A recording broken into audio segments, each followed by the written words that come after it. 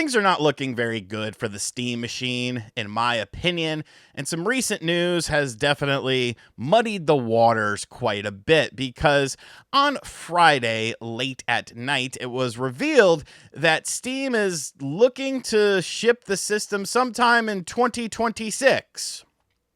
Now you might say, well, what's the big deal? You know, they're targeting 2026. Well, it's a big deal because of the fact that this initially was supposed to come out in the first half of 2026. And now it seems like the machine has been delayed. This extends not only to the Steam machine, but the Steam controller, the Steam VR headset, and even the Steam Deck is starting to feel the crunch about this. And I'm looking at this situation.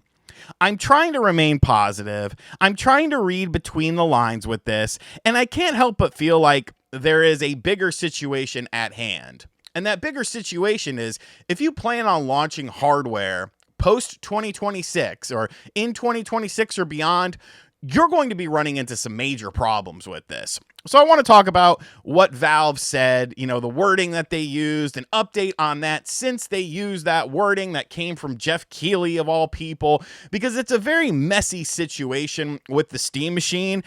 And I think that's one of my biggest problems with this is just how all over the place it is when we should be honing in and really focused on, you know, pricing and the release date of this system. So the Steam machine in and of itself was something I was very excited for. I don't play PC games. I'm not interested in playing games on my personal computer.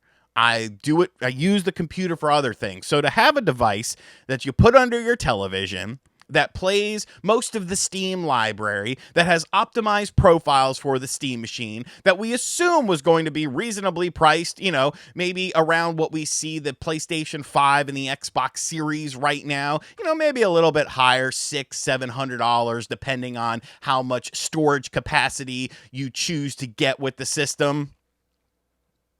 This sounded cool. This sounded attractive. And I know what you're saying. Well, RGT, you know, you still have Project Helix. And it's like the difference between Project Helix, which is Xbox's new console that we talked about recently, a couple of days ago on the channel. Go check out that video.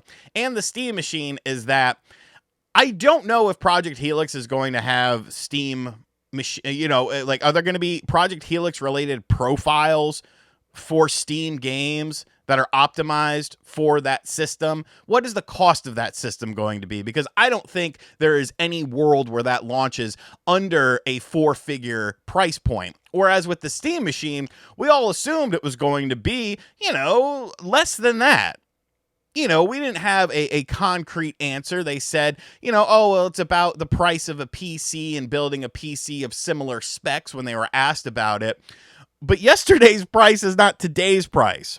And today's price is not tomorrow's price. Now, this isn't the fault of Xbox, PlayStation, Valve, or anything like that.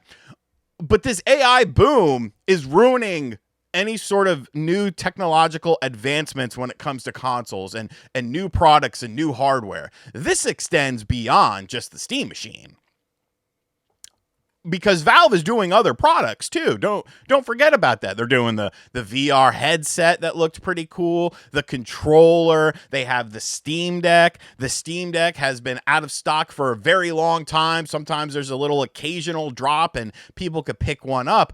But all of this is causing a very tumultuous situation with video game hardware, because all of these companies are buying up chipsets, they're buying up memory, they're buying up storage at alarming rates for these AI data centers and AI related processes that are going on. So yesterday, or at the time of the filming of this video yesterday, Friday night, we were doing the Analog Allies podcast over on my second channel, and somebody came in there and said, hey, Valve has changed the release date for the Steam machine.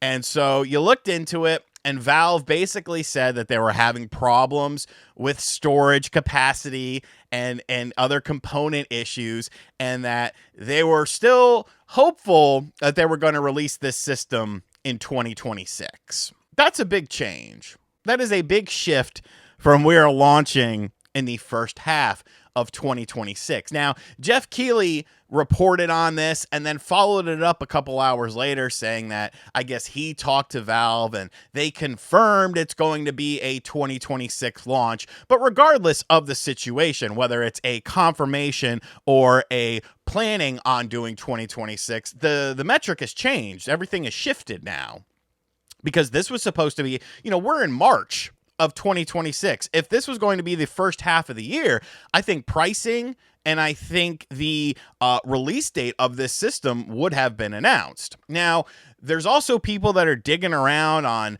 the Valve web or the Steam website, and like something changed in the back end to saying coming soon.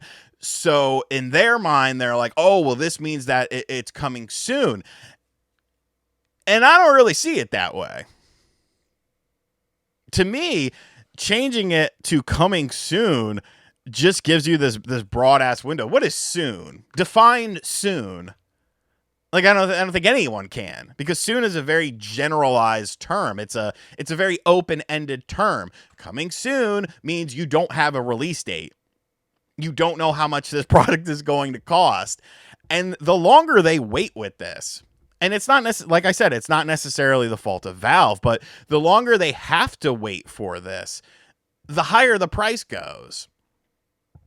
The more these things go up in price. We're talking yesterday on the channel, or 2 days ago on the channel. I'm filming this on Saturday because Sunday I'm going to my grandma's house for lunch, and I want to have a video already ready for you guys because I care about you. But on Friday we talked about, Nintendo suing the US government over the tariff situation and stuff like that, because the Supreme Court said that the tariffs that were done last year weren't allowed or something. Other companies are trying to do the same sort of thing, but we are far beyond the tariff situation. I think these companies would rather deal with tariffs than they would have to deal with this AI technological boom. Because at least with tariffs, you have a change in these things. Negotiations happen, prices go down, tariffs go down, and stuff like that. You have a lot more wiggle room with that. When it comes to this AI boom, it's not slowing down anytime soon. Unless it's like there's some huge thing that happens in the government to shift the AI, data centers and to slow down on them building up and stuff like that. Like, it's not slowing down anytime soon. Sarah Connor isn't coming along to stop the Terminator. John Connor is not joining her. Arnold Schwarzenegger's probably got money in the AI stuff. It's not a situation where it's going to get better anytime soon. As time goes on, it's going to get worse. It's going to affect Valve. It's going to affect Nintendo. It's going to affect Xbox. It's going to affect PlayStation. We talked a couple of days ago on the channel about how Samsung was dealing with Apple. They wanted a 60% price increase. They offered 100%, assuming that Apple was going to be like, no, we don't want to pay that much. How about 50%? And then Samsung was going to meet at 60%. Samsung said 100%, and Apple was like, here you go. That's LPDDR5X, which is what the Switch 2 uses. And they just bought a hell of a lot of it. These contracts don't last very long. So even if Valve is making a contract now, here's the big problem. So let's say they've got the semantics of the system worked out. They know who they want to work with to get the components and the memory and stuff like that. These companies are not going to be doing long-term contracts right now. 6 months to a year, maybe. Because they see the fact that there is a huge demand for this and somebody else is willing to pay a bit more. They're going to want to work with them and prioritize them over a older contract that has a different price locked into it. Now, hopefully, eventually, these prices will go down, but I don't know, man. Like, I honestly think that there is a decent chance. I'm not saying a foregone conclusion. I think there is a decent chance that the Steam machine maybe doesn't see the light of day. Because you're going to get to a point with this where the manufacturing cost is going to be so high. You're going to have to translate that into the price point of it. And if the price point is, over four figures or something like that, like people are kind of theorizing it could be, is it worth it? Valve is such a big company that they don't rely on hardware or anything like that. But you do have to look at the bottom line of this. And, is it worth it to manufacture this system? With everything changing, with everything shifting, this would have been a perfect system for 2025. If they could have locked in price points for components and stuff like that, have a decent little supply before the AI boom just went crazy, like they would have been golden, dude. They would have been golden. But as it stands now, it doesn't look good for the Steam machine. It doesn't look good for any hardware coming out in the next year or two or three, in my personal opinion. And it's going to be very interesting to see how this all plays out. So no longer the first half of 2026. Now we're looking at sometime in 2026, allegedly coming soon. What does soon mean? Nobody really knows. Anyways, guys, let me know what you think of this all in the comment section down below. Do you think the Steam machine is going to be indefinitely delayed? Do you think it sees the light of day? What sort of price point do you expect it to be? Because this is going to get crazier and crazier.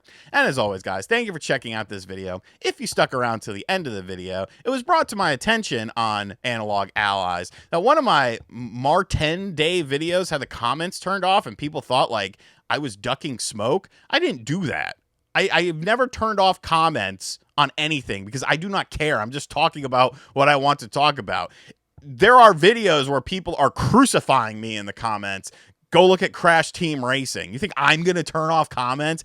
I don't know. I don't know what happened. It was some weird glitch. I turned it on after it was brought to my attention. It's an older video now, so like nobody's watching it. But if you want to go yell at me in the comments of that video, feel free. I don't give a shit. As always, guys, thank you for checking out this video. Hit subscribe if you're new, and I'll catch you guys on the next one. Later.